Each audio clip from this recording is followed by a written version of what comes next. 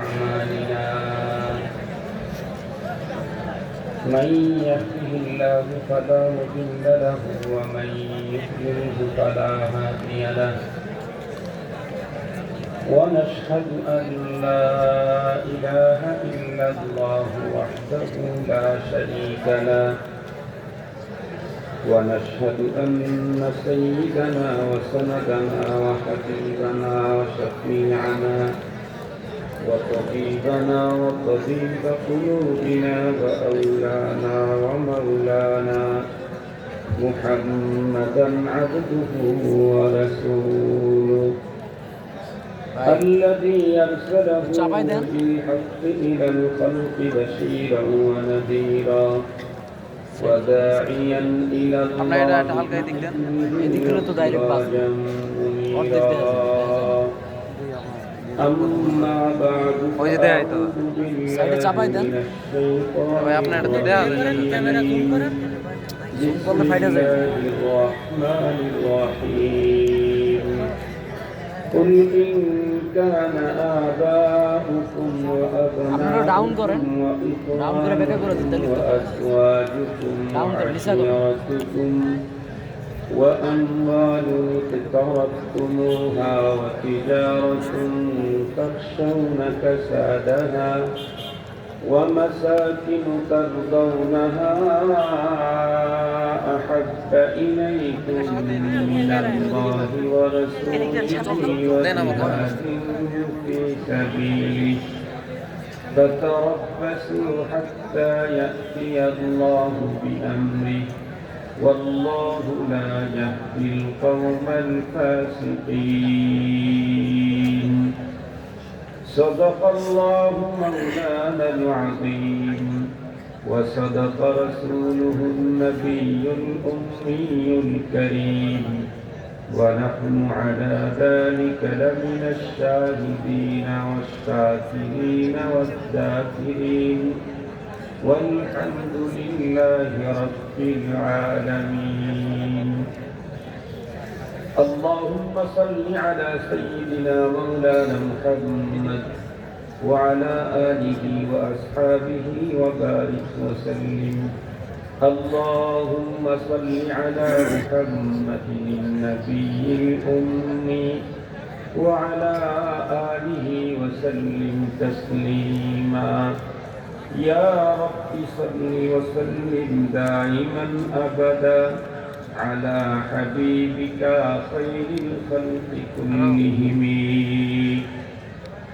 الحمد لله আজ 16 ডিসেম্বর মহান বিজয় দিবস 2025 ইংরেজি মঙ্গলবার জিরাবো গার্মেন্টস শ্রমিক কাফেলার ইন্তজামে আয়োজিত নবম বার্ষিক ওয়াজ মাহফিলের সদরে ইজলাস সম্মানিত সভাপতি মুআজ্জাজ হযরত হুজুর উলামায়ে কেরাম আজিজ তালাবা সম্মানিত সুধী সর্বপ্রথম মহল্লা পাকের দরবারে আলিশানে লাখো কোটি শুকর যে রব্বে করিম বড় দয়া করে আমাদের হায়াতকে দীর্ঘায়িত করে আজকের মুহূর্ত পর্যন্ত সুস্থ সবল রেখে দুনিয়ার নানা ব্যস্ততা থেকে ফারেক করে দিনের নিসবতে কোরআনে পাকের মুহাব্বতের জান্নাতি আয়োজনে আহলুল্লাহর সহবতে আমাদেরকে উপস্থিতির সুযোগ করে দিলেন সে মহান মহিয়ানের দরবারে আমরা প্রত্যেকেই শুকরগুজার হচ্ছি জবান খুলে ভক্তি সহকারে মুহাব্বত নিয়ে দিল থেকে আবেগের সাথে উচ্চ কণ্ঠে সকলেই পড়ে নেই আলহামদুলিল্লাহ। সম্মানিত উপস্থিতি, আমি অবশ্য আগের থেকে আমার জানা ছিল না যে এটা জিরাবো গার্মেন্টস কাফেলার ইন্তজামে আজকের তাফসীর আজকের ওয়াজ মাহফিল, তাই আমি অন্য একটা সাবজেক্ট নিয়ে আলোচনা করতাম। এখানে আসার পরে জানতে পেরেছি, এই কারণে দিলের ভিতরে একটুই লাগলো যে অন্য সাবজেক্টের চাইতে অনেক বেশি গুরুত্বপূর্ণ সাবজেক্ট ছিল ইসলামের দৃষ্টিতে শ্রমের মর্যাদা, শ্রমিকের অধিকার। এটা বলার ইচ্ছে আমার ছিল, দুই কারণে বলতেছি না। একটা হলো আমি আগের থেকে জানি না। দ্বিতীয় হলো, লম্বা টাইম কথা বলার সুযোগ এখন আর আমার নেই। এই কারণে একটা ছোট সাবজেক্টের উপরে, ছোট বলতে গুরুত্বপূর্ণ একটা সাবজেক্টের উপরে কথা বলবো। এই কারণে সূরাতুত তাওবা 24 নম্বর আয়াতে কারিমা তেলাওয়াত করেছি। এই আয়াতে কারিমাতে আল্লাহ পাক রব্বুল আলামিন পৃথিবীর মুমিন মুসলমানদেরকে গুরুত্বপূর্ণ, অতি গুরুত্বপূর্ণ একটা মেসেজ দিয়েছেন। সেই মেসেজটা কি, এর গুরুত্ব কি পরিমাণ, এটাকে সঠিকভাবে অনুধাবন করতে চাইলে আমাদেরকে একটু পিছন থেকে আলোচনা নিয়ে আসতে হবে। তাহলে পরবর্তী কথাগুলি হৃদয়ের গভীর পর্যন্ত হিট করবে। আমরা প্রত্যেকেই জানি আমাদের প্রাণপ্রিয় মাতৃভূমি বাংলাদেশ। আসলে একটা জাতি স্বাধীনতা কত বড় নেয়ামত, এটা বুঝতে চাইলে কিছুদিন পরাধীনতার জিঞ্জিরে থাকতে হয়। আমরা তো কখনো পরাধীনতার জিঞ্জিরে ছিলাম না। যেমন আমি অতীতে অনেক মাহফিলে বলেছি, কারণ বিগত সময়ে স্বাধীনতার পক্ষে বিপক্ষের একটা স্লোগান বেশি উঠানো হতো। এ কারণে আমি মাঝে মাঝে মাহফিলে বলতাম যে আমাকে নিয়ে তো কোনো ঝামেলা নেই, কারণ আমার জন্ম হলো স্বাধীনতার পরে। সঙ্গত কারণে আমি মুক্তিযোদ্ধা হওয়ার যেমন সুযোগ নাই, রাজাকার হওয়ারও কোনো সম্ভাবনা নেই। কারণ আমার জন্ম হয়েছে দেশ স্বাধীনের পরে। এ কারণে আমি মুক্তিযুদ্ধও হতে পারি নাই, রাজাকার হওয়ার সম্ভাবনাও নাই। আমি অনেক সময় মস্কারি করে বলতাম যে যারা দেশের শাসন করে তারা যেহেতু আগে জন্মিছে, এই জন্য তাদের ভিতরে এ পক্ষ পক্ষ হওয়ার সম্ভাবনা আছে। আমরা স্বাধীনতার পরে যারা জন্ম নিয়েছি তারা অরিজিনালি বাংলাদেশী, একেবারে পিওর বাংলাদেশী। এই কারণে দেখবেন বিগত দিনগুলির তুলনায় বর্তমানের যারা জওয়ান, এরা কিন্তু অন্যদের তুলনায় 1% হলেও দেশপ্রেম বেশি মনে হচ্ছে। 1% হলেও নতুন প্রজন্মের ভিতরে দেশপ্রেমটা বেশি মনে হচ্ছে। আল্লাহ তাআলা সত্যিকার অর্থে দেশপ্রেমিকদেরকেই, ধর্মপ্রেমিকদেরকে আগামী দিনে আমাদের দেশের রাষ্ট্র ক্ষমতায় বসায়। আমরা তো কারো পক্ষে দালালি করলাম না, আমরা আমাদের এবং আমাদের রাষ্ট্রের সুবিধা চাইলাম আল্লাহর কাছে, যে আল্লাহ ধর্মপ্রেমী, দেশপ্রেমী, যাদের কাছে ধর্ম নিরাপদ, দেশ নিরাপদ, যাদের কাছে এই দেশের জনগণের জান মাল, অর্থ সম্পদ, ইজ্জত আবরু নিরাপদ, আগামী দিনে আল্লাহ তাদেরকে আমাদের নেতা বানায় দেয়।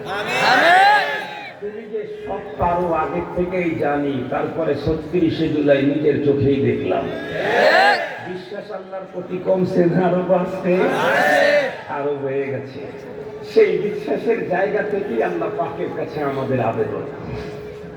মুহতারাম হাজিরিন, স্বাধীনতা আল্লাহ পাকের অনেক বড় নেয়ামত। ওই বিষয়ে আমার ভাই আব্দুল বাকের কাসিম ইসা হাফিজাহুল্লাহ কবলাল ঈশা বয়ান করেছেন, আমি কিছুটা শুনেছি। আমার আজকের আলোচনা হলো আমাদের এই প্রাণপ্রিয় মাতৃভূমি দিন যতই করতেছে ততই নানা রকমের ঝামেলা আর সংকটের মুখোমুখি হচ্ছে। এদেশের সংকট যেন কমছেই না, দিন যতই করতেছে ততই অবস্থা ভয়ঙ্কর হচ্ছে।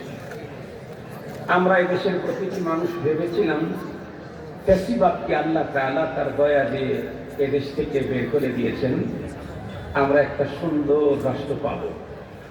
কিন্তু 24 পরবর্তী নতুন স্বাধীনতার পরবর্তী বাংলাদেশে গুম, খুন, 2 নম্বরি, 3 নম্বরি, 3.5 নম্বরি, 5.5 নম্বরি, এগুলা কোনোটাই কমতেছে না, বরং অপরাধ এ পরিমাণে বেড়ে চলছে যে এমন এমন অপরাধ সংগঠিত হচ্ছে যা জাহিলি যুগের বর্বরতাকেও হার মানিয়ে দিচ্ছে। আপনারা জাহিলি যুগের অনেক ইতিহাস শুনেছেন। বাবা কর্তৃক কন্যা সন্তানকে জীবন্ত কবর দেওয়ার ইতিহাস শুনলেও কন্যা কর্তৃক বাবাকে নির্মমভাবে হত্যা করার ইতিহাস অতীতে কখনো শোনেন নাই। 24-এর পরে আপনাদের সাভারে এই যে ঘটনা ঘটেছে। দিন যত চলতেছে দেশটা ততই সংকটের মুখোমুখি হচ্ছে। এর মধ্যে আবার আরো একটা সংকট, এটা ও এগুলির চাইতে আরো ভয়ঙ্কর। সেটি হলো কি, গত মাসের 21 তারিখ জুমাবার আমাদের ঢাকা শহর সহ বাংলাদেশের বিভিন্ন জায়গাতে ঝাঁকুনি দিয়েছে ভূমিকম্প। এই ঝাঁকুনিতে অলরেডি 10 জনের মতো প্রাণহানি, 6 শতাধিক মানুষ আহত, অনেক বাড়িঘর বিধ্বস্ত, অনেক বিল্ডিং বেঁকে গেছে, অনেক বিল্ডিং এ ফাটল ধরেছে। উপর্যুপরি বেশ কয়েকবার ভূমিকম্পের পরে ভূতত্ত্ববিদেরা বাংলাদেশকে নিয়ে একটা রিপোর্ট করেছে। সেই রিপোর্টটা অত্যন্ত ভয়াবহ। সেটি হচ্ছে বাংলাদেশ ভয়ঙ্কর ভূমিকম্প ঝুঁকিতে আছে। কেন? তারা বলছে ভূগর্ভস্থ যে প্লেট আছে, প্লেট, এই প্লেটটা তার নিজস্ব জায়গা থেকে অলরেডি সরে গেছে এবং আরো সরে যাচ্ছে। এটি যদি সত্যি সত্যি তার নিজস্ব জায়গা টোটালটাকে সরে যায়, তাহলে এটা ভূমি ধস হবে, জমিনটা দেবে যাবে। আপনাদের সাভারেই তো রানা প্লাজা ভেঙে গেছিল না? কারা জানি ধাক্কা দিয়েছিল, মনে আছে নাকি আপনাদের? সাভারের রানা প্লাজা দাবায় দিতে কারো কোনো দলের ধাক্কা হইতেও পারে, কিন্তু পুরা বাংলাদেশকে দাবায় দেওয়ার জন্য আমেরিকার বাপের ধাক্কা দিয়েও কাজ হবে না। আর যদি এটা নিচের দিকে যেতে চায়, তাম পৃথিবী মিলে সেফটি দিতে চাইলে সেফটি দিতে পারবে না। কথাগুলি খুব গভীরভাবে শ্রবণ করবেন। মোহতারাম হাজিরিন, একটু সুখে থাকার জন্য আপনারা আমাদের নেতৃবৃন্দের কাছে অনেক দাবি জানিয়েছেন। এর চাইতে ভয়ঙ্কর অশনি সংকেত বাংলাদেশকে বারবার হাতছানি দিচ্ছে। সেখান থেকে মুক্ত থাকার জন্য আমরা কি প্ল্যান গ্রহণ করছি, এটা আমাদের জানা দরকার। আমি আপনাদেরকে বোঝাবার জন্য বলতেছি, ভূতত্ত্ববিদেরা আমাদেরকে রিপোর্ট করলো বাংলাদেশের ভূগর্ভস্থ প্লেট সরে গেছে, সরে যাচ্ছে, তাই ভূমিকম্প ঝুঁকি বেড়ে গেছে। ঠিক আছে, তাহলে আমি যতটুকু বুঝেছি, আমি বিজ্ঞানের ছাত্র না, টিচারও না, আপনাদের মতো একজন সাধারণ বাঙালি, তাও আবার উত্তরবঙ্গে আমার বাড়ি, আমি উত্তরবঙ্গের মফিজ। আমি যেটা বুঝি সেখান থেকে আপনাদেরকে আমার মতো করে বুঝাই। যেই প্লেটটা সরে যাওয়ার কারণে বাংলাদেশ ভূমিকম্প ঝুঁকি বেড়ে গেল, সবাই মিলে টেনে টুনে ওই প্লেটটাকে যথাস্থানে স্থাপন করলেই তো ঝুঁকিমুখী সব শেষ হয়ে যায়। কিন্তু বলুন, ভূতত্ত্ববিদেরা ভূগর্ভস্থ প্লেট সরে যাওয়ার তথ্য আমাদেরকে দিলেও তাম ওয়ার্ল্ডের সমস্ত তথ্যবিদ এবং ইঞ্জিনিয়ার, প্রকৌশলী সবগুলি একত্রিত হয়েছে কিয়ামত পর্যন্ত যদি চেষ্টা চালায়, ভূগর্ভস্থ ওই প্লেটকে নড়াবার সরাবার ক্ষমতা দুনিয়াওয়ালার কোনোদিনও নাই, কিয়ামত পর্যন্ত হবে না। বরং কি করতে হবে, একটা ছোট্ট মেসাল দিয়ে বুঝবেন। আমাদের দেশের বড় সড়ক যে ব্রিজগুলি আছে, ওগুলি আমাদের দেশের লোকেরা একা একা করে নাই, গভর্নমেন্ট একা করে নাই, আরো অন্য দেশের সাথে শেয়ার করে করেছে। এজন্য অনেক বড় ব্রিজের শুরুতেই দেখবেন দুই দেশের ফ্ল্যাগ, পতাকা লেখা আছে বাংলাদেশ জাপান যৌথ ব্রিজ, বাংলাদেশ চায়না যৌথ ব্রিজ। যে ব্রিজগুলা বাংলাদেশ চায়না জাপান যৌথ করেছে, আপনারা জানেন এখানে তো ফ্লাইওভার আছে, এই ফ্লাইওভারের লম্বা বিশাল যে বিমগুলি আছে, এই বিম পিলারের উপরে যেখানে বসায়, বিম আর পিলারের মাঝখানে একটা জিনিস রাখে, তার নাম প্লেট। আমি আগেই বলছি যে আমি উত্তরবঙ্গের মফিস মার্কা বুঝতে আপনাদেরকে। এই বিম পিলারের উপরে যেখানে বসে, এর মাঝখানে একটা জিনিস থাকে, তার নাম প্লেট। এই প্লেটটা যদি কখনো বিমের ওই জায়গা থেকে সরে যায়, তাহলে ওই ব্রিজ বিধ্বস্ত হওয়ার সম্ভাবনা বেড়ে যায়। কোন একটা ব্রিজ যদি এমন হয়, জাপান বাংলাদেশ যৌথ করেছে, 100 বছরের চুক্তি স্বাক্ষরিত হয়েছে, কিন্তু 20 বছর পরে দেখা গেল প্লেট একটু সরে গেছে। এটি টের পাওয়ার সাথে সাথে তো মনে করবে ঝুঁকিপূর্ণ, যে কোনো মুহূর্তে প্রাণহানি ঘটতে পারে, ব্রিজ বিধ্বস্ত হয়ে যাবে। তখন আমরা যেটা দেখেছি সেটা হলো বাংলাদেশের ইঞ্জিনিয়াররা এটা ঠিক করতে যায় না।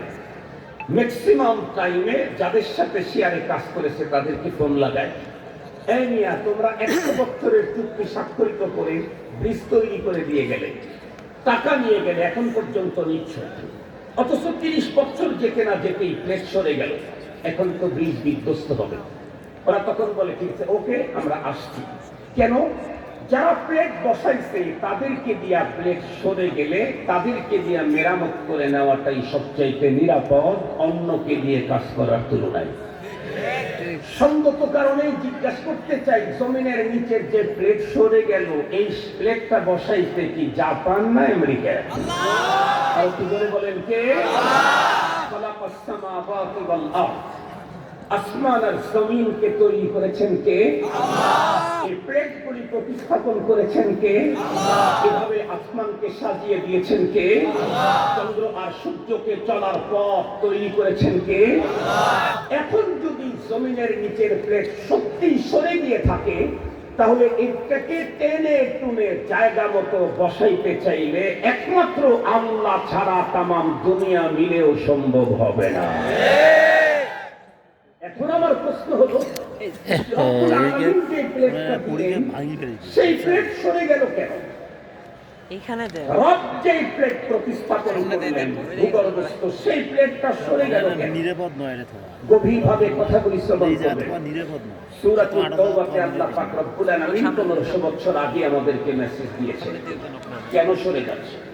আল্লাহ তাআলা বলেন, قل إن كان آباؤكم وأبناؤكم وإخوانكم وأزواجكم وعشيرتكم وأموال اقترفتموها وتجارة تخشون كسادها ومساكن ترضونها أحب إليكم من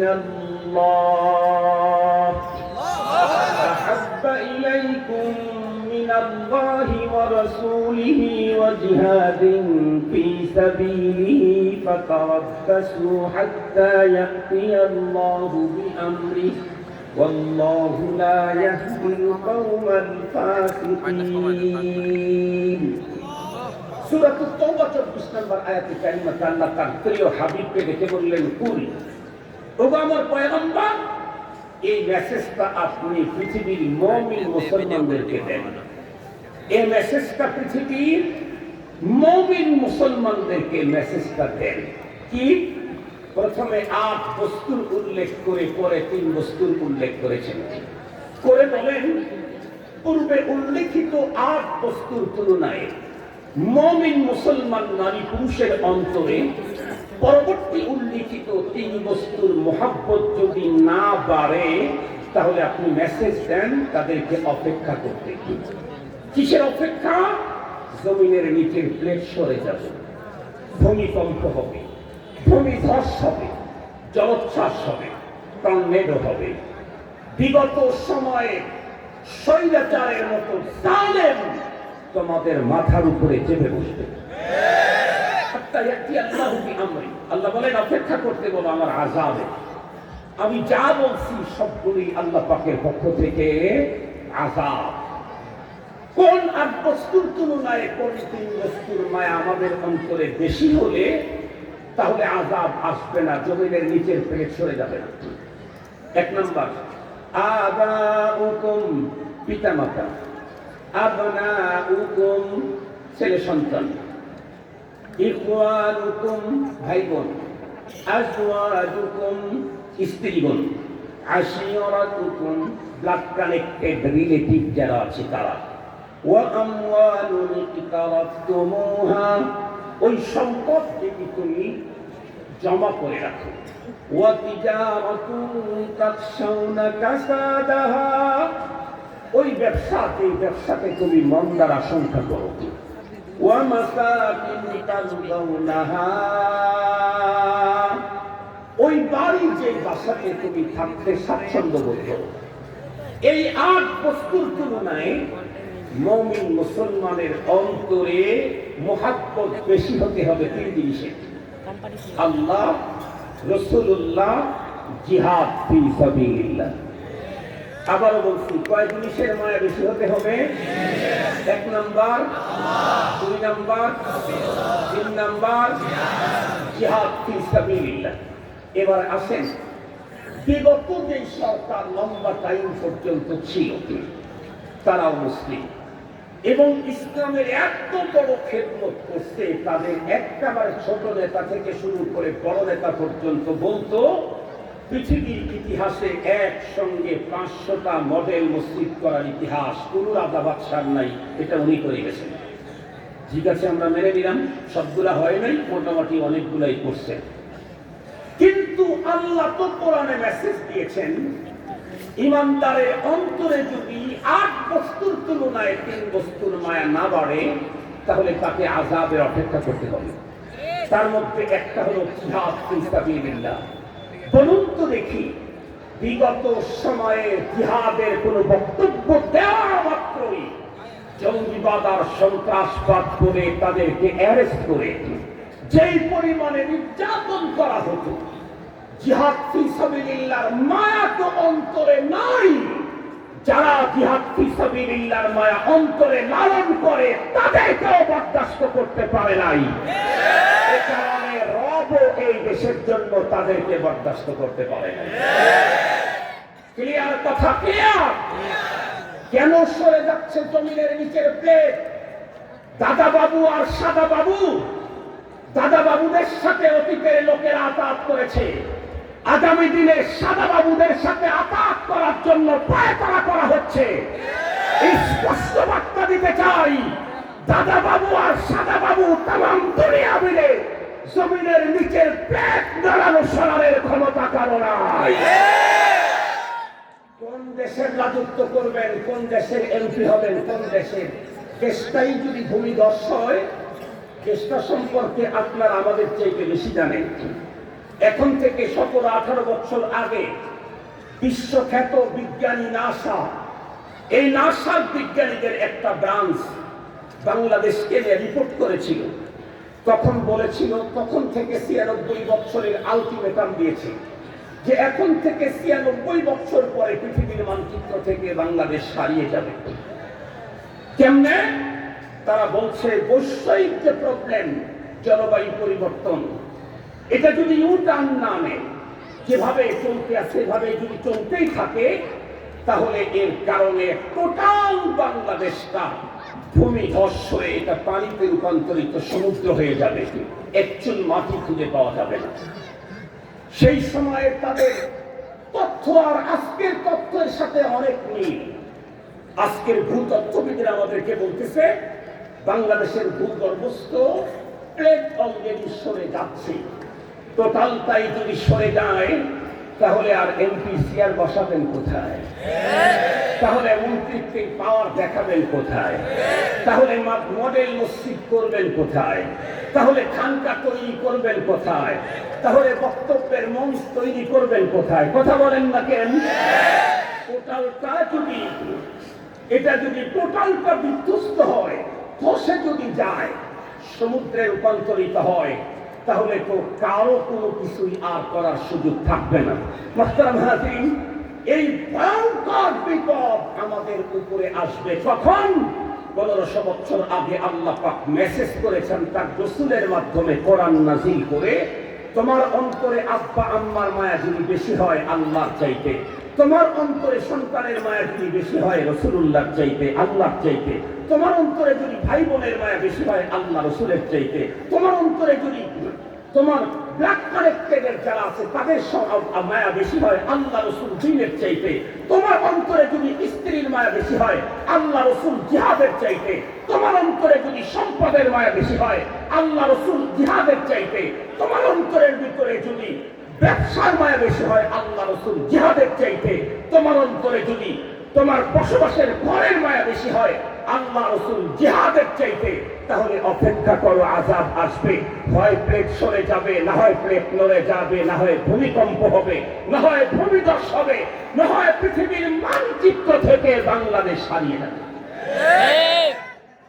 এখন আসেন, বলুন তো দেখি, আমরা যারা মুসলমান, আমরাই আমার থেকে শুরু করে বলতেছি, আমি বাদ দিয়ে না, আমার থেকে শুরু করে আমাদের প্রত্যেকের অন্তরের যে কন্ডিশন, তা বলুন তো দেখি। আমাদের অন্তরে আব্বা আম্মা, সন্তান, ভাই বোন, স্ত্রী পুত্র কন্যা, ব্লাড কানেক্টেড যারা আছে, তারা সবগুলির চাইতে আল্লাহর মায়া অন্তরে কি বেশি বসাইতে পারছি? বরং বাংলাদেশে এখন এক ভয়ঙ্কর সংস্কৃতি এখন বাংলাদেশে চলছে।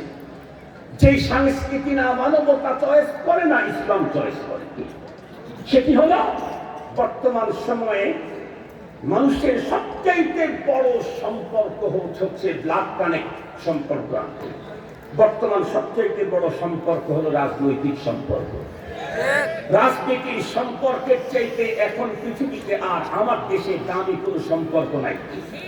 এ কারণে শুধুমাত্র রাজনৈতিক প্রতিপক্ষ হওয়ার কারণে আপন ভাই কর্তৃক ভাইকে খুন করা হয়। কথা বলেন, এটা আমাদের দেশে এই চরিত্র, এই স্বভাবে সংস্কৃতি আছে না নাই? আপন ভাই, আপন বোন, আপন চাচা, আপন ভাতিজা, এদেরকে পৃথিবী থেকে বিদায় করে দেওয়া হচ্ছে শুধুমাত্র কেবলমাত্র রাজনৈতিক কারণে। এই রকমের খুন বাংলাদেশে অহরহ চলতে আছে। মুহতারাম হাজিরিন, আমাদের অন্তরে দল আর নেতার মহব্বত এত বেশি, আমরা নিজের চোখে অতীতে যেটা দেখেছি, আগামী দিনে এটা আমরা দেখতে চাই না। সেটি হলো একজন মানুষ এক ইমামের পিছনে 25 বছর পর্যন্ত নামাজ পড়ে, হঠাৎ করে তার দল অথবা তার কোন নেতা শরীয়ত বিরোধী একটা বক্তব্য দিয়ে দিল।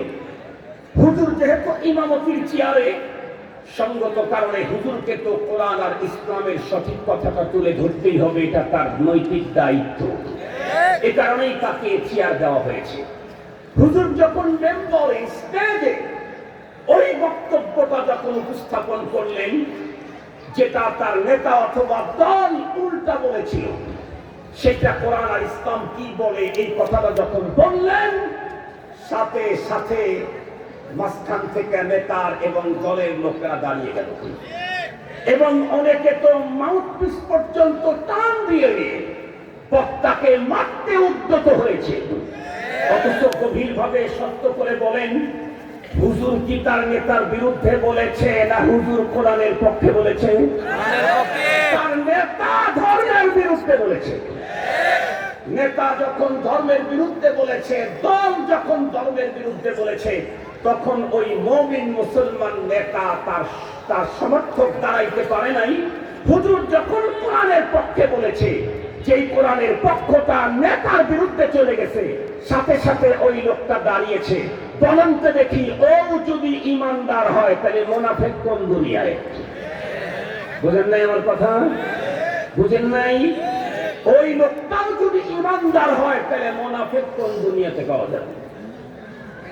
এই চরিত্র যদি আমরা না পাল্টাই, যতই নতুন নতুন গার্মেন্টস তৈরি করেন, আগামী দিনে নির্বাচনে ক্ষমতায় যান, খোদায়ে পাক শুধু নিচের থেকে প্লেটটা টান দিলেই সব শেষ। কথা বলেন, আল্লাহ তাআলা জমিনের নিচ থেকে প্লেটটা টান দিলেই, আর এই প্লেটকে টেনে হেঁচড়ে নড়ানো সরানোর ক্ষমতা পৃথিবীর কোন ভূতত্ত্ববিদের আব্বারও নাই, দাদারও ছিল না। আগামী দিনে কেউ এই জাতীয় ক্ষমতা তৈরি করতে পারবে না, কারণ সেটিং দিয়েছেন কে? নড়ানো সরানো টোটাল ক্ষমতা তার হাতে। মুসলমান ভাইরা আমার ভালো করে বুঝেন, এতক্ষণ পর্যন্ত আপনাদের অন্তরের ভিতরে খোদাই একটা মেসেজটাকে গভীর পর্যন্ত ঢুকাবার জন্য চেষ্টা করলাম। সেটি হলো, আমরা যারা নিজেকে মুমিন বলি, মুসলমান বলি, আমাদের দেশে মুমিন মুসলমান কত রঙের, কত ঢঙ্গের, কত সভ্যতার, কত সংস্কৃতি আছে, কত নামের আছে। কেউ নিজেকে ইহাবি, কেউ ওহাবি, কেউ হানাফি, কেউ সালাফি, কেউ ওয়াজাহাতি, কেউ কেতাতি, আরো কত রঙের মুসলমান এই দেশের ভিতরে আছে। তবে সবাইকে লক্ষ্য করে আমার একটা কথা, যেটা আমার না, আল্লাহ পাক রব্বুল আলামিনের মেসেজ। আমরা প্রত্যেকেই জানি পৃথিবীর ভিতরে কোনো মানুষের কোনো রোগ হলে সেই রোগের কোনো না কোনো সিমটম থাকে। ডায়াবেটিক্সের রোগের কিছু সিমটম আছে, কিডনি বন্ধুরা আমার রোগের কিছু সিমটম আছে, হাই প্রেশার হলে তারও কিছু সিমটম আছে। আল্লাহ পাক রব্বুল আলামিন কোরআনে হাকিমের ভিতরে বর্ণনা করেছেন ঈমানদার যারা তাদেরও কিছু সিমটম আছে। রব্বুল আলামিন কোরআনে হাকিমের ভিতরে জায়গায় জায়গায় ঈমানদারদের সিমটমের কথা বর্ণনা করেছেন। আমি সবগুলি আপনাদের খেদমতে বলার সুযোগ নাই, প্রয়োজনও নাই। আমার আজকের যেই সাবজেক্ট, এই সাবজেক্টের সাথে যেটা দরকার সেটাই আপনাদের খেদমতে বলি। দেখেন তো আল্লাহর বলা সিমটমের সঙ্গে আমার আপনার মিল আছে নাকি? যদি মিল থেকে থাকে, সারা দুনিয়ার মুফতি আমার বিরুদ্ধে ফতোয়া দিলে কোনো অসুবিধা নাই।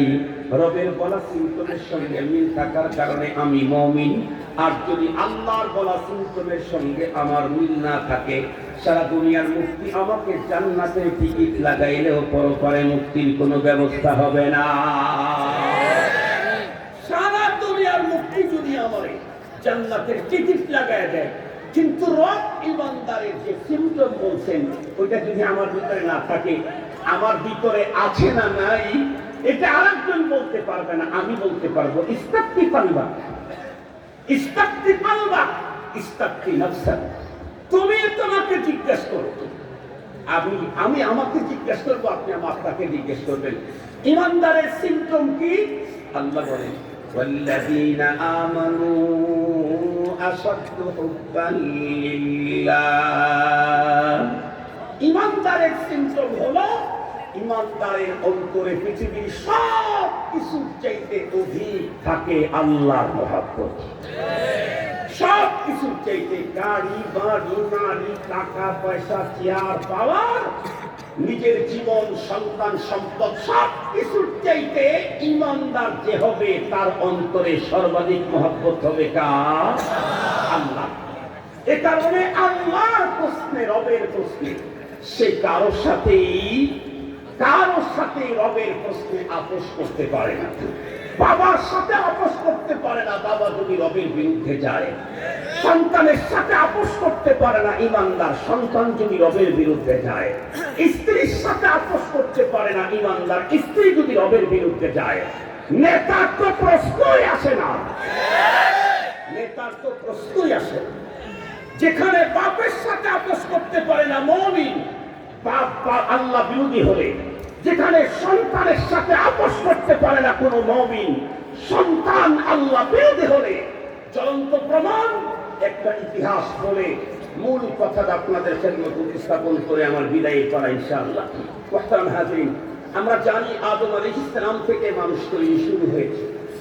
পৃথিবীর সর্বশেষ মানুষ যেটা আসবে, সমস্ত মানুষের মধ্যে সবচেয়ে দামি মানুষ হলেন নবী এবং রাসূলগণ। কথা বলেন নবী এবং রাসূলগণ। আবার বলেন পৃথিবীর সবচেয়ে সেরা মানুষ কারা? এই ইতিকাদ আকীদা অন্তরে বসাইতে না পারলে পরপারে ওই ঈমান নিয়ে গেলে ডিটেক্টরের চেপে ধরা পড়বে। এই আকীদা নিয়ে যেতে হবে, তাহলে চেপে আর ডিস্টার্ব হবে। সমস্ত নবীগণ মাসুম। কথা বলেন সমস্ত নবীগণ নবুয়তের আগে পরে কখনোই কোন নবীকে দিয়ে আল্লাহ তাআলা গুনাহ হতে দেন নাই। আল্লাহ নিজ হাতে তাদেরকে 100/100 নিয়াওয়াসিয়াদা তাদেরকে সেফটি দিয়েছেন। পৃথিবীর নবী রাসূলদের পরে পৃথিবীর সবচেয়ে উন্নত মানের মানুষ হলেন রফিকুল গার সিদ্দিক আকবর রাদিয়াল্লাহু তাআলা। এই পৃথিবীতে নবী রাসূলদের পরে আবু বকর সিদ্দিক রাদিয়াল্লাহু আনহুর চাইতে দামি মানুষ তামাম দুনিয়াতে আর ওয়ান কিছু নাই। যে পরিমাণে দামি এটা বলবার সুযোগ নেই, অনেক শুনেছেন। আজকে পরের কথা শুনে সিদ্দিক আকবর রাদিয়াল্লাহু তাআলা এক যুদ্ধে গেছেন, যুদ্ধ করবার জন্য। মুসলমান, ওনার সন্তান তখন অমুসলিম, উনি গেছেন মুসলমানদের বিপক্ষে যুদ্ধ করবার জন্য। একটা পর্যায়ে যুদ্ধ চলতেছে, ধুমসান ভয়ঙ্কর যুদ্ধ। যুদ্ধ চলতে চলতে অনেক মোটামুটি এদিক ওদিকে মারামারি হলো, যুদ্ধ শেষ হয়ে গেল। রব্বুল আলামিন সিদ্দিক আকবর রাদিয়াল্লাহু তাআলা আনহুর সন্তানের কপাল খুলে দিলেন, উনি কালেমা করে ইসলামের সুশীতল ছায়া করে চলে এলেন। এখন আর পিতার পুত্র দুই গ্রুপে নাই, এক দলে, হিজবুল্লাহ। বাবা ছেলে একদিন বসে বাবার সাথে আন্তরিকতা হৃদ্যতা গল্প করতেছে। এর মধ্যেই সিদ্দিক আকবর রাদিয়াল্লাহু তাআলা ছেলে চিন্তা করলেন, আমি কি বাবাকে কি পরিমাণে ভালোবাসি, এটা বাবাকে একটু বুঝাই, তাহলে বাবার মহাব্বত আমার প্রতি বেড়ে যাবে, আমার নসিব খুলে যাবে। তুমি বলতেছিলেন আপু অমুক যুদ্ধের কথা আপনার মনে আছে না? কোন যুদ্ধ? ওই যে অমুক যুদ্ধ। আপনিও গিয়েছিলেন সেখানে যোদ্ধা হিসাবে, আমিও গিয়েছিলাম, কিন্তু বাবা ছেলে এক পক্ষে ছিলাম না, দুইজন দুই পক্ষে ছিলাম। আপনি মুসলমানদের পক্ষে ছিলেন, আমি ছিলাম মুসলমানদের বিপক্ষে। আপনি জানেন কি, আপনি কি ওই যুদ্ধে যুদ্ধ করতে করতে করতে করতে একটা স্কোপ আমি এমন পেয়ে গিয়েছিলাম, অলরেডি আপনাকে হত্যা করবার জন্য আমার তরবারিকে আমি উঁচু করেছিলাম। একদম ইজি একটা সুযোগ পেয়েছি, শুধু আঘাত করতেই আপনার দেহ থেকে কাল্লা দূরে গিয়ে পড়ে যেত। এই রকমের একটা স্কোপ পেলাম, তরবারিও উঠালাম, যে মাত্র মারব সেই মুহূর্তেই আমার অন্তরের ভিতরে একটা কথা জাগ্রত হল, এই তুই কাকে মারতে যাচ্ছিস? যেই লোকটা তোর জন্মদাতা পিতা, যিনি পৃথিবীতে না আসলে তুই আগমনের কোনো সম্ভাবনাই ছিল না। কথা বলেন, বাপ না আসলে পোলা জন্মে কেমনে? বাবারই যদি জন্ম না হয়, বাবার যদি জন্ম না হয়, তাহলে পোলা দুনিয়াতে আসবে কেমনে? নাকি বাবার দরবারে গরু দিলেই পোলাইব, ছাগল দিলে? এই ছাগল আর গরু দিয়ে কাজ হবে না। রব্বুল আলামিনের সিস্টেম হলো এটা, বাবা মা লাগে। এই কথা মনে হতো যে সিদ্দিক আকবরের সন্তান বাবার প্রতি তার অকৃত্রিম ভালোবাসার প্রকাশ করল, কিন্তু সেই মুহূর্তে সিদ্দিক আকবর তার সন্তানকে ডেকে যেই শব্দটা বলেছিলেন, ওই চরিত্র বন্ধুরা আমার কিয়ামত পর্যন্ত মুমিনদের ভিতরে থাকতে হবে, নাইলে আল্লাহর কাছে আমার আপনার ঈমান গ্রহণযোগ্য না। আল্লাহ বলেন, ফাইন আমানু বিমিসলি মা আমানতুম বিহি ফাকাদ ইহতাদাউ। ওরা যদি ঈমান আনে সাহাবী তোমাদের ঈমানের মতো, তাহলেই সেই ঈমানটা আমার কাছে গ্রহণযোগ্য, অন্যথায় গ্রহণযোগ্য হবে না। আল্লাহ পাকের হাবিবের সাহাবী সিদ্দিক আকবর সন্তানকে দেখে বললেন, বেটা ওই যুদ্ধের ভিতরে আমার ব্যাপারে তুমি যেই সুযোগটা পেয়েছিলে, কিন্তু শুধুই পিতা হওয়ার কারণে আমার উপরে তুমি আঘাত করে আমাকে কখন হত্যা করো নাই। আল্লাহর কসম করে বলি, ওই সুযোগটা যদি ওই যুদ্ধে আমি তোমার জন্য পাইতাম, একটা সেকেন্ড এ কথা ভাবার কোন সুযোগ আমার ভিতরে ছিল না যে এটা আমার সন্তান। কেন? আমি তো মুমিন, ওয়াল্লাযীনা আমানু আশাদ্দু হুব্বান লিল্লাহ। আমি তো মুমিন, আমার অন্তরের ভিতরে আমার বাবার চাইতে রবের মায়া বেশি। আমি তো মুমিন, আমার অন্তরের ভিতরে আমার কলিজার টুকরা সন্তানের চাইতে রবের মায়া বেশি। আমি তো মুমিন, আমার অন্তরে স্ত্রীর চাইতে আল্লাহর মায়া বেশি। আমি তো মুমিন, আমার অন্তরের ভিতরে আমার জীবনের চাইতেও আমার রবের মায়া বেশি। যদি আমরা আমাদের অন্তরে আল্লাহ প্রেম, সম্পদ, সন্তান, পিতামাতা এগুলি থেকে বাড়াইতে না পারি, তাহলে বন্ধুরা আমার আল্লাহ পাকের আযাব আর গজব আমাদেরকে ধরে ফেলবে। দাদা বাবু আর সাদা বাবুদের শেল্টার দিয়ে রক্ষা পাওয়ার কোনো সুযোগ না। এজন্য আজকে এই মাহফিল থেকে খোদার মেসেজ আপনাদের পর্যন্ত পৌঁছিয়ে দিলাম, মানা না মানা আপনাদের কাজ। ইন্নামা আলাইকাল বালাগ ওয়া আলাইনাল হিসাব। রব্বুল আলামিন কাজ বন্টন করে দিয়েছেন। রাসূলকে বলেন, না রাসূল আপনার কাজ হলো মেসেজটা পৌঁছায় দেওয়া। মেসেজ পৌঁছায় দেন, কে মানে আর না মানে সেটা আমি দেখব। কে মানে আর না মানে সেটা কে দেখবেন? আল্লাহ দেখবেন। আজকের আলোচনা থেকে যে মেসেজটুকু আপনাদেরকে দিলাম, সেটি হলো এই বাংলাদেশকে ভূমিকম্প, ভূমিধসের ঝুঁকি থেকে রক্ষা করতে চাইলে, আল্লাহ পাকের আযাব গজব থেকে নিরাপদে থাকতে চাইলে, ঘূর্ণিঝড় জলোচ্ছ্বাস থেকে নিজেদেরকে নিরাপত্তায় রাখতে চাইলে, জালেমের শাসন থেকে নিজেদেরকে মুক্ত রাখতে চাইলে, অন্তরে খোদা প্রেম বাড়ানো ছাড়া বিকল্প কোনো পথ নাই। মোহাব্বত বাড়াতে হবে। তারপরে কার? রাসূলুল্লাহ। তারপরে কার? জিহাদ ফি সাবিলিল্লাহ। বলেন জিহাদ ফি সাবিলিল্লাহ। মুহতারাম হাজিরিন, এই তিন জিনিসের মায়া আল্লাহু আকবার।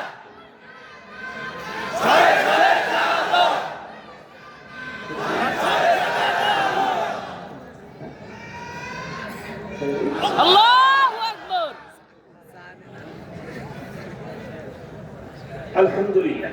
মুহতারাম হাজিরিন, এখন কথা হলো হুজুর অন্তরে তো আল্লাহ প্রেম বাড়াইতে চাই কিন্তু হয় না, কি করলে আল্লাহ প্রেম বাড়ে এটা একটু বলে যান, তাই আজকে থেকে আমরা ওটা করা শুরু করব। ঠিক আছে ইনশাআল্লাহ। কয়টা জিনিসের মায়া যেন বাড়াইতে হবে অন্তরে? প্রথম আল্লাহর মায়া। আল্লাহর মায়া পাওয়ার অনেক পদ্ধতি আছে, এর মধ্যে সহজ একটা পদ্ধতি হলো, সুন্দর পদ্ধতি এবং জরুরি পদ্ধতি, সেটা হলো কোরআনে পাকের তিলাওয়াত বেশি বেশি করা। আল্লাহর কোরআনের তিলাওয়াত যত বাড়বে, যত বাড়বে আল্লাহর কোরআনের তিলাওয়াত, ততই আল্লাহ পাকের মুহাব্বত অন্তরের ভিতরে বাড়তে থাকবে। আমরা ইনশাআল্লাহ যারা কোরআনে পাকের তিলাওয়াত জানি, কমপক্ষে চাই দৈনিক 2 বার সকালে এবং সন্ধ্যায় আল্লাহর কোরআন তিলাওয়াত করব ইনশাআল্লাহ। যারা জানি না, আমি গার্মেন্টস শ্রমিক কাফেলাদেরকে অনুরোধ করব, আপনারা অনেক ভালো কাজ করে, জানি না আপনাদের এখানে বয়স্কদের কোরআন শরীফ শিক্ষা দেওয়ার সিস্টেম আছে না নাই? যদি থাকে আলহামদুলিল্লাহ, ডাবল ধন্যবাদ আপনাদের। যদি না থাকে আপনারা ব্যবস্থা করবেন। 2 নম্বর, রাসূল প্রেম বাড়াইতে চাই, 2টা কাজ করবেন। একটা হলো আমরা খাই, ঘুমাই, পথ চলি, পোশাক পরি, যার যে কাজগুলো আমরা কন্টিনিউ করি, সবাই করে, যেমন ঘুমানো, জাগা, ঘরে ঢোকা, ঘর থেকে বের হওয়া, জুতা পরা, পাঞ্জাবি পরা, ওয়াশরুমে যাওয়া, গোসল করা, বাচ্চা কাচ্চা ভালোবাসা দেওয়া, সব কাজ যেগুলি আমরা করি সেগুলি আমরা আমাদের সিস্টেমে করব না, নবীজির সিস্টেমে করব, মানে সুন্নাত মোতাবেক করব। এ ব্যাপারে সুন্নাত জানার জন্য তালিমুস সুন্নাহ একটা কিতাব কিনতে পাওয়া যায়, আমার পীর সাহেব হুজুরের লেখা, ওটা কিনে নেবেন। 2 নম্বর হলো যখনই মুখ ইজি থাকে তখনই নবীজির প্রতি দরুদ করতে থাকবেন, দেখবেন অটোমেটিকলি আপনার অন্তরে রাসূল প্রেমের আগুন লাগতে থাকবে। সাহাবীদের অন্তরে যেমন নবী প্রেমের আগুন ছিল, সে আগুন আপনার প্রেমে অন্তরে ঢুকতে থাকবে। চতুর্থ 3 নাম্বার কথা হলো জিহাদ ফি সাবিলিল্লাহ, কথা দ্বীনের মুহাব্বত অন্তরের ভিতরে এটা ঢুকাবো কেমনে? এর জন্য কাজ হলো 2টা। নাম্বার 1, যখনই সময় পান দিনদারদের সাথে একটু সময় দিবেন। যেই লোক নেতার সাথে ঘোরে, ওর নেতা হওয়ার আবেগ তৈরি হয়। যেই লোক ব্যবসায়ীর সাথে ঘোরে, ও কয়েকদিন পরে ব্যবসা দোকান দেওয়ার আবেগ তৈরি হয়। কথা বলেন না? যেই লোক স্বর্ণকারের সাথে ঘোরে, ওই লোকটা কিছুদিন পরে স্বর্ণকার হয়ে যায়। আপনি যদি আল্লাহওয়ালা উলামায়ে কেরামের সাথে ঘোরেন, আপনার অন্তরের ভিতরে আল্লাহর প্রেম লেগে যাবে। দ্বিতীয় নাম্বার হলো আল্লাহর দ্বীনের জন্য এখন থেকেই অল্প অল্প করে হলেও কন্টিনিউ খাবার প্রতিদিন খাই, আল্লাহর দ্বীনের জন্য। আল্লাহ আমাকে যে সম্পদ দিয়েছেন, এখান থেকে 2 টাকা হলেও আল্লাহর দ্বীনের জন্য ব্যয় করবো প্রতিদিন। 2 টাকা ব্যয় করবো, 2 টাকা প্রতিদিন। কেন? যে জিনিসের পিছনে মানুষের শ্রম আর অর্থ ব্যয় হয়, অটোমেটিকলি তার প্রতি মায়া জন্মায়। যার প্রতি শ্রম নেই, অর্থ ব্যয় হয় না, ওর প্রতি অত মায়া হয় না। তা আল্লাহ পাক আমাদের সকলকে এই পদ্ধতিতে আল্লাহ, রাসূলুল্লাহ, জিহাদ ফি সাবিলিল্লাহর মায়া অন্তরে বাড়ায়া আমাদের দেশটাকে আল্লাহ তাআলা যেন ঝুঁকি মুক্ত করে দেন। এই কি বলে, ভূমিকম্প, ভূমিধস, এই জাতীয় আযাব গজব থেকে বাঁচবার পথ যেন আল্লাহ তাআলা তৈরি করেন। ওমা তৌফিকি ইল্লা বিল্লাহ। যতটুকু বললাম, আল্লাহ তাআলা আমাকে আপনাদের সকলকে আমল করার তৌফিক দান করুন। আসসালামু আলাইকুম ওয়া রাহমাতুল্লাহি ওয়া বারাকাতুহু।